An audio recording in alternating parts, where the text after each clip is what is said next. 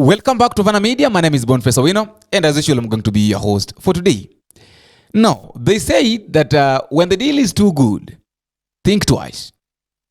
Na kwa Kiswahili husema kwamba ukiona mwenzako ananyolewa, chako jaribu katie maji, kwa sababu wewe hujui kinyozi atakunyoa akiwa na hasira gani. John Mbadi, former chairman of ODM party and also a member of Azimio la Umoja Alliance, after a serious talk with the government, which Raila Amolo Odinga is saying that the communication was in between Uhuru Kenyatta, Raila Odinga and William Ruto, John Mbadi joined the government and now is the new CS for Treasury. He thought that maybe he would recover, or he would do things that Njuguna, the former CS Njuguna, failed to do, without knowing that he's getting himself into a lot of troubles. And he was getting himself into something that would jeopardize his career as a politician. Yesterday, during the handing over of the office, there is a statement that the former CS for Treasury Njuguna said, and I would like to read it. After reading that, I would also like to play you a video of Jimmy Wanjigi talking about the IMF and the ghost workers that are within the government. And the third thing, I'll also read for you a letter that has come from the COTU chairperson, that is Francis Atwoli, warning John Mbadi from signing a letter of IMF conditionalities, which is supposed to sign by date 16. But before that, let us read this. Former Treasury CS Njuguna Ndung'u says the government is struggling with the ghost workers, false pensioners, and a broken education model, with the taxpayers' money going to non-existing schools. Now, let us try to talk about these ghost workers. He's saying very well that the government is really struggling. There are a lot of ghost workers. You know, if there is a very rich country, Kenya is very rich, by the way, truth be told. Kenya is very rich. It is only that we've not found the people that can control the money that is circulating within the country. Now, finding these ghost workers is another problem, because you don't know who they are, you don't know where they are.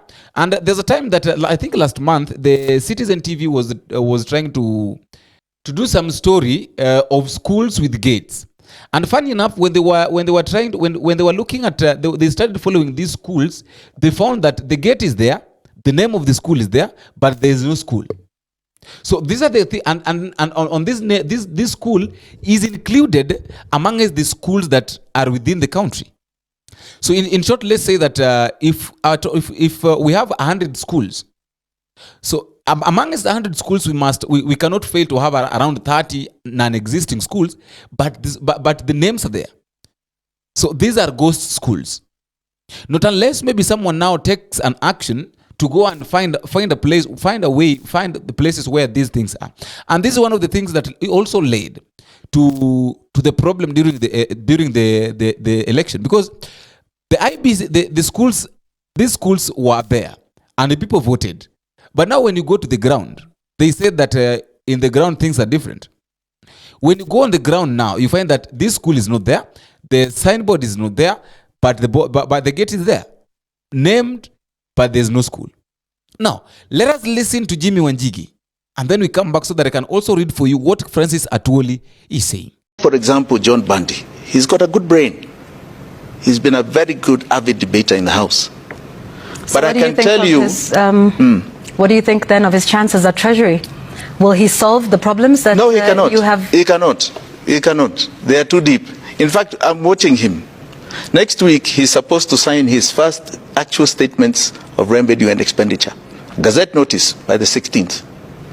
If he signs that notice, that Gazette notice, and he accepts something called odious debt, he has fallen into the trap.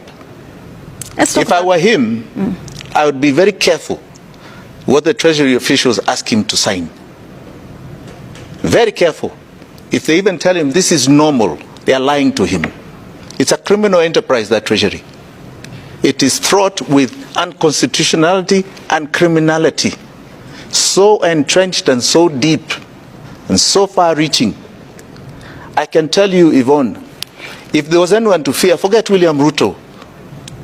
The fear is, what are those forces that have taken trillions from us and are still are? Who are those forces? Those are the ones you should be saying I should be fearing. Because it's a criminal mafia beyond your imagination that has made sure we are an enslaved nation and will be for many years to come unless we solve this problem now. And what is this problem now? I'll tell you. It is fraught in unconstitutionality. There was a time that one of the US professors, I think, said that said the target of the IMF, and this is what he said. He said very well that IMF do not put off fire; they start the fire. So after the IMF have brought you things that maybe will jeopardize or maybe will interfere with your with the finance growth or economy in the country, they sit back. They watch you the way you struggle, and then at the end of the day, they expect you to pay back the money that you borrowed to solve your problems. Now, this goes to workers. Who brought them? Why are they in the country? And where are they? The question, these are the questions. Who are these ghost workers? Where are they? Who are they? And when did they come to Kenya? This is what Francis Atwoli is saying, is warning John Mbadi concerning the signing of the IMF conditionality. This is what he says. Press statement, that is on 14th August 2024. New Treasury Cabinet Secretary, Honorable John Mbadi, should not implement IMF conditionalities blindly. This is what now the letter says. The Central Organization of Trade Unions Kenya, COTU, K, wishes to strongly caution the new National Treasury Cabinet Secretary, Honorable John Mbadi, over the potential implementation of the IMF's conditionalities on our country's economy. Historically, following the IMF's advice without scrutiny has led to adverse effects on the citizenry, and workers withdraw an important lessons from the regime of former President Honorable Mwai Kibaki, which approached IMF's recommendations with a balanced perspective, ensuring that the welfare of the citizens remained a priority. It is the position of COTU Kenya that if the new National Treasury Cabinet Secretary adopts a rigid approach and implements 100% of the IMF's economic and finance adjustments advice, then such an approach will not succeed.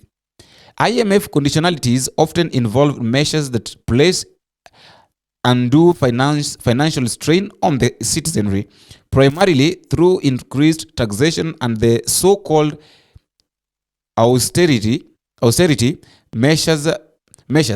These actions not only lead to social unrest, but also trigger widespread demonstrations as citizens grapple with the negative impact on their livelihood. The advice given by IMF, if followed without adjustment to local context and needs, ultimately results in unrest, turmoil, and thus social upheaval. COTU Kenya warns against falling prey to tactics that would worsen the tax burden on Kenya and create social upheavals.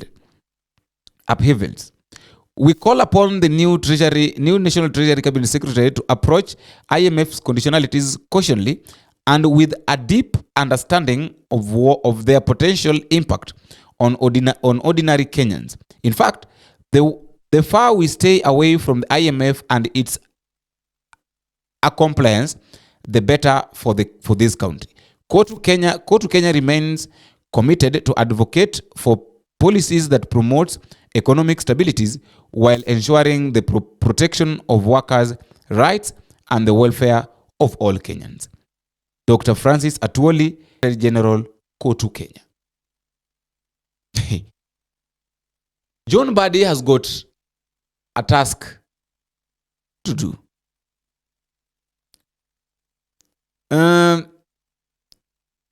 This is like a setup, truth be told. Because if John Mbadi makes a mistake, if John Mbadi will make a mistake of signing this thing on 16th, that is, I think that is on Friday, if I'm not wrong. Yeah, on Friday, if I'm not wrong. If John Mbadi will make a mistake of signing this IMF, then we'll have a very big problem. And we have to understand something about IMF and World Bank. At the end of the day, these are United States agencies and banks. Now, it is only a matter of time. The interest of the US is to make money and remain superpower. So what you do with your government, what you do in your country to ensure that you return the money that you borrowed, that is none of their business.